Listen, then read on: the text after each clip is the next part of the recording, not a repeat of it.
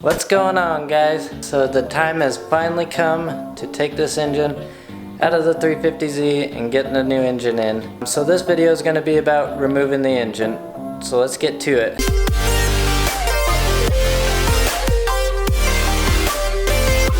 Alright guys, so if you saw my previous video, we took the front end off the Z so that we could get this engine out easier. If you need to know how to do that, go back to that video, take the front off your Z, and then you could start pulling the engine. And then in the last video I showed you how to disconnect the ECU cables so we could just pull the engine out with all the wiring on it attached. Because we're going to be swapping the wiring over to the new engine. And the first step we're going to take today is disconnecting the exhaust from the headers. So let's get under the car and we'll get to going on that step. I'm just going to see if I can unbolt the headers and leave the rest of the exhaust in. If not, we'll have to get back under and take the rest off. It might be kind of difficult to show you. I'm going to try to get some video with my phone underneath the car to try to show you what it looks like, but there's just 3 bolts on each header. I could show you on this other engine. So as you can see on this engine, the header has 3 bolts. So let's get to taking these off and then we'll get to the next step. Alright guys, so here we are underneath the car. Here's the headers right here that I showed you on the other engine. And there's 1 bolt here, 1 bolt right there, and then 1 again on the top that you have to reach from, going from the top down or just feel it out. So I'm going to get these 3 off and then I'll show you where the other side is. Alright, so now that I got the 2 bolts off of this one, so you're going to come to the top over here by the throttle body, and if you look down in this spot, there's a bolt right down there. So you can see that's the top bolt, so you got to kind of reach your arm through here and get it, that one, and then there's one on this side as well, and I'm pretty sure if you take a long enough extension you should be able to reach through there to get it. 2 good tools to have when doing this job are these swiveling extensions. They're kind of roundish on top, so when you have the socket on you can move it around so you could get in areas that are a little tighter. And then another thing that would be really helpful is ratcheting wrenches. You could pick these up from Harbor Freight for really cheap. For some reason I lost my 14mm, so I'm having to do this by hand. But after you get all 6 bolts off, then this should be totally disconnected. I'm going to see, like I said before, if I could leave the exhaust connected so I don't really have to mess with it. I'll probably end up having to take it off, but we'll see. These 2 bolts stay on the X pipe, or the mid pipe. So this is these 2 are the only ones that come out with the headers. So I'm going to go ahead and try to get these other 2 top bolts off, and then we'll get to the next step.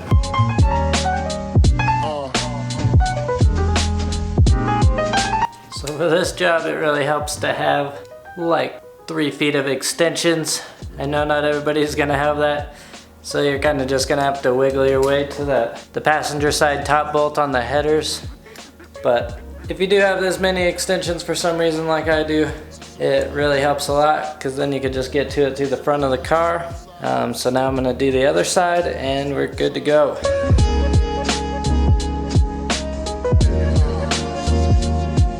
Alright, so now that I have the headers unbolted, what I'm going to do is I'm going to take off this power steering bolt that's connected to the engine. It's connected to the power steering pump right here. And that bolt right there is a 24mm bolt. So we're going to take off that bolt, and then we're going to take off this AC line. The AC is already discharged because it's not even the core is not even connected. So we could go ahead and unbolt this line right here, right there. And that looks like it's a 12mm. And then after that we could start unbolting the transmission.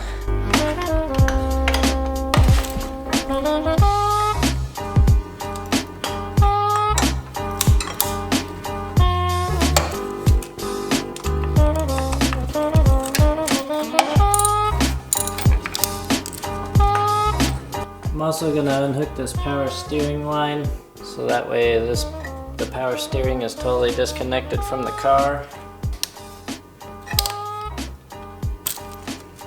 Before I get underneath the car again and start unbolting the transmission, I'm going to take off this coolant hose And then there is another one right here, runs from the firewall. This one right here runs from the firewall to this metal pipe down here. You can see the end of it. So you're gonna take off those two. So these coolant hoses are super hard to get off. So I just ended up cutting mine off because I have the ones that came on this engine. So if you don't, it's gonna take you a good while. I would just try using some boiling water, pouring it on there, and then trying to use a screwdriver to kind of break the seal without scratching up the tubes. So if you don't have extra lines, it honestly might even be worth buying the lines, because those lines are super hard to get off. At least they were on mine, so I probably would have just given up eventually and bought new lines. But now that I got those two coolant lines off, I'm gonna get this grommet out so I can flop the engine harness over. And then what you need to do, this is the other wire you need to unbolt, and that one's just connected to the positive battery terminal. This is like a 10mm bolt, I think, so you just disconnect that, and then both of those wire looms will be off, so then you can start unbolting the transmission. And then the last thing is just to unbolt the transmission mounts, and then this thing's coming out. Alright, so this bolt was actually stuck on here pretty good, and I didn't want to break this fuse box.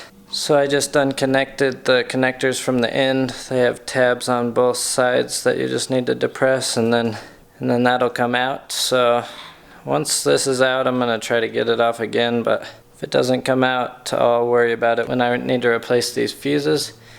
Another thing I forgot I need to do is take off this air hose off the plenum. So this is just a little clamp, so we're going to take that off and then just pull this out and leave it connected to the engine bay.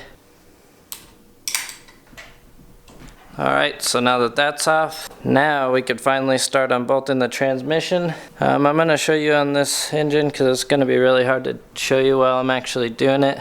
But there's 12 different bolts. One of these is for the starter. I'm not sure which one. I haven't really looked that deep yet. There's 6 bolts on the top, 2 bolts holding in whatever these 2 holes can seal, and then 4 bolts on the bottom. Those are all connected to the transmission, so once we get those guys out, we just have to unbolt the engine mounts. I'm not going to be able to show you that part, so I'm just going to do a little time lapse of me unbolting the transmission. That should be fairly straightforward. You just take the bolts out however you can, and when I get that done, I'll catch up to you guys. The bolts to the transmission are 17mm, so we're going to go ahead and start getting those off now.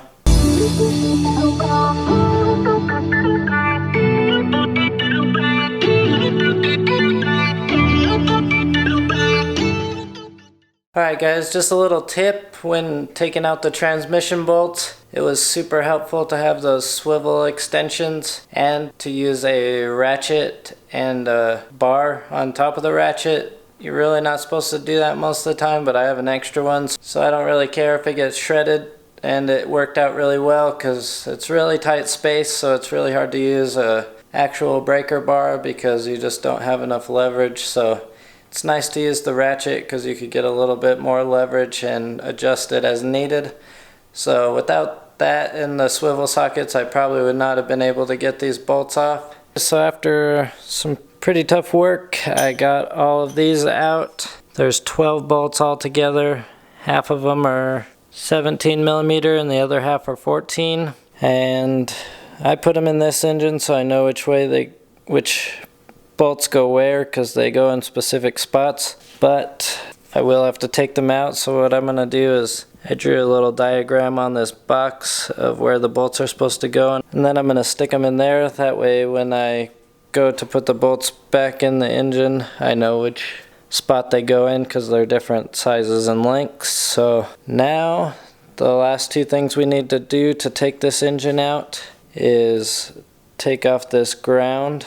I'm just going to take it off on this spot right here and label it, and then we just got to take off the 2 bolts to the engine mount and the engine should come out. So I'm going to get this ground off right here, these 2 bolts. They look like 10mm bolts, and then we'll crawl under the car. Alright, before taking off the 2 17mm engine mount bolts, I am going to hook up the hoist up to the engine just for my own safety, and then I'm going to take those off and we'll start lifting it out.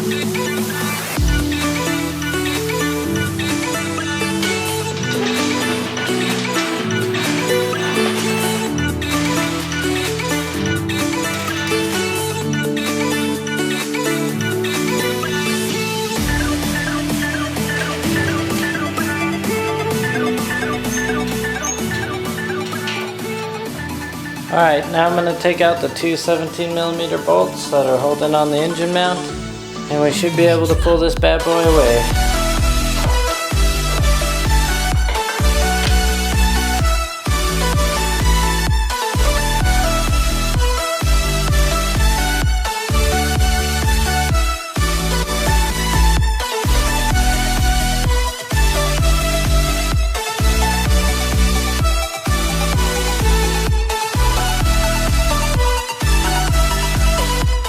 So we got the engine out. There's a few things that I forgot to disconnect that I'm going to let you know about now that I pulled it, that we're keeping it stuck in there.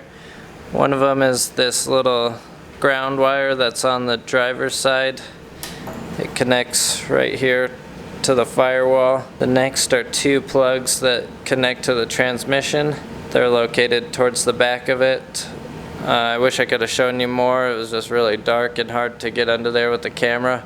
But you'll disconnect those two. Once you have the cats out, you could kind of shift the transmission right and left. Makes it a little bit easier to get to those plugs and fit your hand up. The top plug is a little bit hard in the back, and then the fuel lines.